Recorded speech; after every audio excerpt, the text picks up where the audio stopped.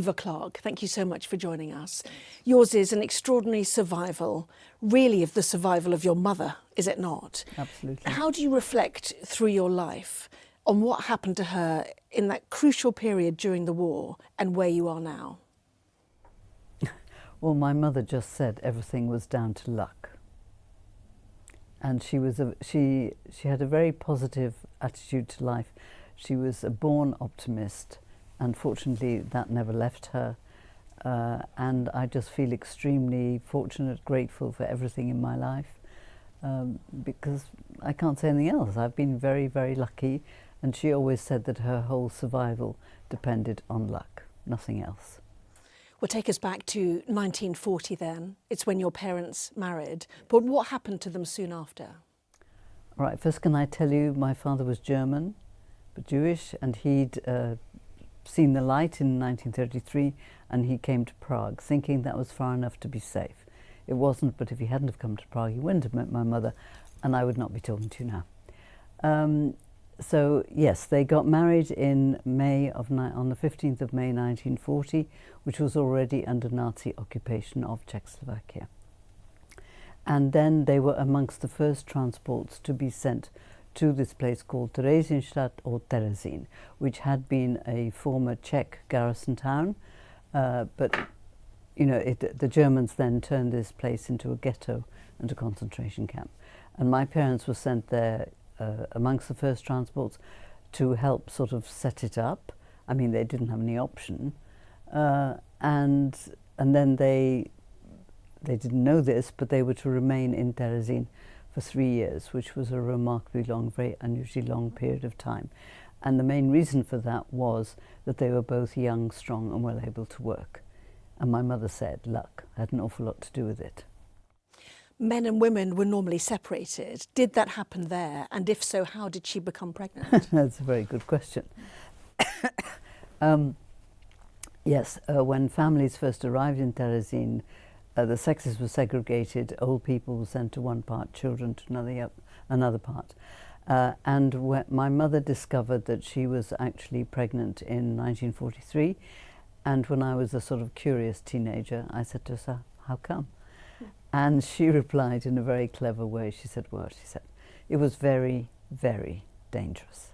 But your father and I got together secretly, as and when we could, and to hell with the consequences. End of story." But it was not the end of the story, and it had very, very serious consequences. Because to become pregnant in a concentration camp was considered by the Nazis to be a crime punishable by death. Because they were trying to annihilate, they were trying to murder every single member of the Jewish people. They couldn't prevent women coming into the camps pregnant, but the reason for the segregation was so that they could not become pregnant while there. And when the Nazis discovered that my mother and 4 other women were also pregnant, they made these 5 couples sign a document that said that when the babies were born, they would have to be handed over to be killed. Except they didn't use the word kill, they used the word euthanasia. My mother never heard the word euthanasia. She had to go and ask somebody what it meant. In the event the other 4 babies were born, we don't actually know what happened to those families. We assume they all perished in Auschwitz. When my brother, Jiří means George, he was born in February of 1944. He was not taken away from my parents, but he actually died of pneumonia 2 months later. And his death meant my life and my mother's life, which is a very strange thing to say, but true. Because had my mother arrived in the Auschwitz-Birkenau death camp holding my brother in her arms, they would have both been sent to the gas chamber. But because she arrived in Auschwitz not holding my brother, and although she was pregnant again, this time with me, nobody knew. She knew, but nobody else knew, and it didn't show because it was very, very early on. So your mother was moved, wasn't she, from this camp north of Prague to Auschwitz? Yes. Because your father was being sent and she chose to follow him. Now, why was that? Yes, my mother volunteered to follow my father because she had no idea what Auschwitz was. They'd heard bizarre rumours, but they were just bizarre rumours. They didn't believe them. And she thought, you know, as they had survived 3 years up to that point, she thought, well, nothing could get any worse. Little did she know. But she thought nothing could get any worse. They would survive. But in fact, she never, ever saw him again. And she heard from an eyewitness, a friend, quite soon after the end of the war, that my father had actually been shot dead on a death march near Auschwitz on the 18th of January 1945. And Auschwitz was liberated by the Russian army on the 27th January 1945, which is why we commemorate Holocaust Memorial Day on the 27th of January. And your mother, when she arrived at Auschwitz, what were her first impressions of that moment? What were her senses telling her? She found it, and because there was a whole group of women together, and they were terrified. They just couldn't work out what this place was. You know, they had spent, I don't know how many days in a cattle truck with no food, no water, no toilet facilities, nothing. And they arrive and they had to go through a selection straight away. And my mother was, and selection always meant life or death. And my mother got through a selection because she was still strong enough for work, and this was despite the fact she'd been somewhat malnourished during the previous 3 years. And so what happened with the selections, if you got through a selection, various procedures happened. You were told if you'd managed to bring any luggage, to put your suitcase on the ground, to write your name on it, that you would be reunited with it later. Well, of course they weren't. They then were sent into real showers. Well, at this stage they had absolutely no idea at all that anything other than a real shower existed, a gas chamber. They then had all their hair shaved. They then were given that sort of striped uniform and a pair of shoes, if they were lucky. And then they were tattooed with a number on their arms. And after that, they were sent into huts. And in Birkenau, there were women's huts and there were men's huts. And my mother, when she and her friends arrived in a hut like this, originally the huts might have been stables that would have housed, say, 60 or 70 horses. But at the time that I'm talking about, they housed hundreds and hundreds of people. And when my mother and her friends arrived in a hut like this, they were so frightened and so bewildered, they just couldn't work out what this place was. And they said to the women there, "What goes on here? What happens here? When will we see our families again?" And the women actually laughed at them because they couldn't understand that anybody arriving in Auschwitz would have no idea what went on there. And they said, "Well, we'll all go up in smoke and you never see your families again." And in that instant, they knew what went on there. And the smoke and the chimneys, you know, that struck her too, didn't it? The smoke, the chimneys, the smell. What was the smell? My mother said the smell was indescribable. She said it was a mixture of sweet and sour. And I know another survivor, and she arrived in Auschwitz with her own mother. And this lady said to her mother, it's an awful thing to say, "Why are they roasting meat here?" But my mother said it was definitely sweet and sour. It was a stench, and it was something she would never forget, and thank goodness she never smelt again. But yeah. And in the end, your mother didn't stay very long at Auschwitz-Birkenau. She was moved again. Do you know why she was moved?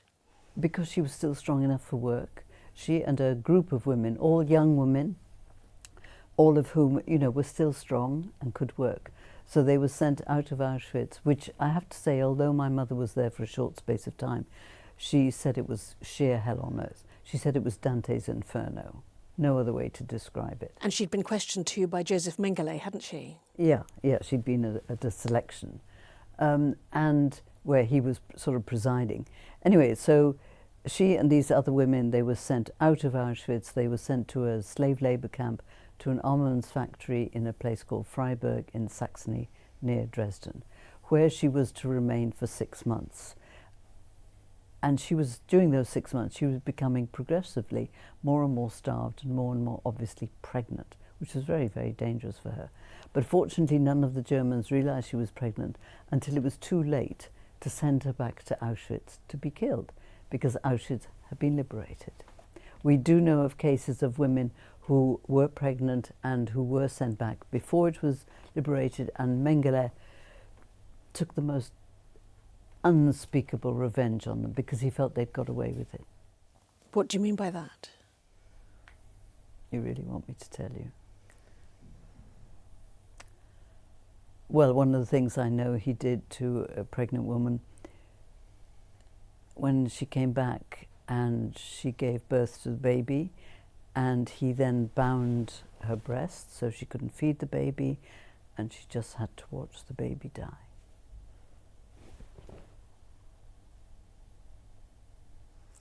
So, again, your mother worked, heavily pregnant, yes, and ended up then moving again, 17 days on a coal wagon, no food, no water. How did she survive that long journey, 17 days to move to another concentration camp? You tell me. She doesn't know either. She did get one drink during the course of this 17-day nightmare of a journey. Also, she happened to be, I remembered, she said she happened to be thrown, a piece of bread was thrown into the wagon, and she happened to catch it, and she said it was her birthday. And I have to tell you, her birthday was the 20th of April, which is Hitler's birthday. And the 3.5 years my mother was in camps, the flags were always put out for his birthday, and her friends used to say, they're out for you. Anyway, so I could tell you the story about the only drink she got. At one point, the train was stopped, the doors are opened, the dead bodies thrown out, and a farmer walked by, and he saw my mother. And he had such a shock. My mother described herself as looking like a scarcely living pregnant skeleton. She weighed 5 stone, 35 kilograms, and she was 9 months pregnant. And this farmer brought her a glass of milk, but there was a Nazi officer standing near her, and he had a whip. And he raised his whip to shoulder height as if to beat my mother if she accepted the glass of milk. But he didn't. He didn't say anything. He lowered his arm and he let her have the glass of milk. She maintained that saved her life. Who knows? Perhaps it did. And the train went on, and it eventually arrived in this place called Mauthausen. Mauthausen itself is a beautiful village on the banks of the Danube in Austria, near Linz. The concentration camp was up the very steep hill behind the village. And when my mother saw the name Mauthausen at the station, she had such a shock, because as opposed to when she'd arrived in Auschwitz not knowing what that was, this time she knew, because she had heard about this appalling place from very early on in the war. And she said the shock of seeing the name, she always thought that it probably provoked the onset of her labour. And she started to give birth to me on that coal wagon. She had to climb off the coal wagon unaided. She had to climb onto a cart because the prisoners who were not strong enough to walk up the steep hill to the camp, they had to get onto carts and they were pulled up by others. She had people lying all over her with typhus and typhoid fever. And there was another Nazi officer who saw that she was in the midst of child labour, and he said to her, "Du kannst weiter schreien," which means you can carry on screaming, because presumably she had been. And she always said that she was screaming not only because she was in labour, but because she thought this was her very last minute on this earth. She thought she was about to die. But we both survived the experience. So your starved mother, 17 days of starving in a cold wagon, having been starved for 3.5 years now. How did she keep herself and you alive at this point? There is no rational explanation. Gynecologists have wondered about it ever since. But she obviously was a very strong woman, and she always said that I took all the strength from her because you know, I shouldn't say, but I do have good teeth and I have reasonable hair and nails. And she said, yeah, you took it all from me. But she lived to ripe old age. She lived till she was 96. No, she doesn't know how she managed to survive. She just did. What date are we at now? And how is that critical to, right. you know, your Yes. survival? Right. Well, I have to say there are 3 reasons why we survived. And the first is a very chilling one. On the 28th of April 1945, the Nazis had run out of gas for the gas chamber. Well, my birthday is the 29th. So presumably had the train arrived on the 26th or 27th, again I wouldn't be talking to you today. The second indirect reason why we survived was because on the 30th of April, Hitler committed suicide. And the last and the best reason why we survived was because on the 5th of May, the American army liberated the camp. My mother reckons she wouldn't have lasted much longer. They think I weighed 3 pounds. A 3-pound baby nowadays is put straight into an incubator. There were no incubators, but I always say perhaps I had the best incubator. My mother just held me all the time, and she was able to feed me. which is a miracle. We know that Auschwitz was liberated by the Soviets, obviously. You saying you were liberated, your camp was liberated by the US Army. Do you know what care your mother got? Do you know if it would have differed if you'd been in a Soviet liberated camp? That I can't tell you. All I can tell you is that when the Americans came, they had food and they had medicine, but you probably know it's very dangerous to give starved people food because their bodies just cannot take it. And my mother spoke fluent English, and she tried to tell as many people as possible who didn't what the Americans were saying to her. And they were saying to eat very, very slowly and very small amounts. But you know, you can imagine if you've been starved for months and years and suddenly you're handed an American chocolate Hershey bar, you tend to scoff a lot. And an awful lot of people at that stage collapsed and died. But one hopes that perhaps some of them, a few of them, might have realised that they were actually free. And when your mother was strong enough, what did she do then, and how did you end up in the UK? Right, well, after about 3 weeks, when my mother was obviously strong enough to travel, the Americans asked her if she wanted to be repatriated to Prague. She did. And so we were put on yet another train. Oh, I forgot to mention I was wrapped in paper because there were no baby clothes. Anyway, I think I was given some baby clothes by the time we left. And we were put on yet another train, an ordinary train. We arrived back in Prague. And my mother said that was the worst moment of her 3.5 years incarceration in camps. Because up to that moment, she'd never allowed herself to think as to what had probably happened to all the rest of the family. She just never let herself think about it. But you know, arriving at your home station, you wonder if there might be anybody there to meet you. And of course there wasn't. But nevertheless, she still had a vestige of optimism at the back of her mind. And she thought that if any other member of the family had survived, there was a chance that it could be one of her cousins. And indeed that lady had. And my mother just asked for some money to go on the tram. We arrived at my aunt's flat. She was there. I said to my mother a few years ago, you know, what would have happened if she hadn't been there? I didn't entertain that. And my mother was a very practical woman. And the first words she said to my aunt were, we haven't got any lice. We were riddled with lice. And we had scabies, but I didn't think we had. And the second thing she said was, please could we stay for a few days to recover? Well, we actually stayed for 3 years. Wow. And that was fantastic because we had our own family support group. It was a tiny family because we were almost the only survivors from what had been a very large extended family. So do you know how many were lost? Of our closest family, 15. My 3 grandparents, my mother's 2 sisters, my mother's 8-year-old nephew, and various other members of the family. So we lived with my aunt for 3 years, and because my mother had been given closure quite soon after the end of the war, when she was told of the death of my own father, so 3 years later she was able to consider a new life and a new marriage, and that's when she met and married my stepfather. My stepfather was also Czech and also Jewish, but he'd escaped to the UK in '39. He joined the RAF. He was too old to be trained as a pilot, but because he spoke languages, he was made an official interpreter. And after the war, he came back to Prague to pick up the pieces of his family, most of whom had also been killed in Auschwitz. And he met my mother, whom he had known as a family friend before the war. And they decided to get married, and they decided to leave because this was 1948, and that is when the communists took over, and they did not want to live under a communist regime. And so we came to this country, and although we came legally, I like to stress, we might have come as refugees, we might have come as asylum seekers, we might have come as migrants. We arrived in this country and my stepfather got a job quite quickly in South Wales. I think the uniform probably helped, and as a result I grew up in Cardiff. So what do you say now? I know you spent more than the last 20 years, you know, talking to people about this, spreading the message.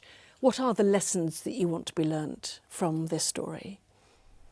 Right, well, first of all, like I think most survivors say, one of the reasons that we do it, because nobody can identify with 6 million.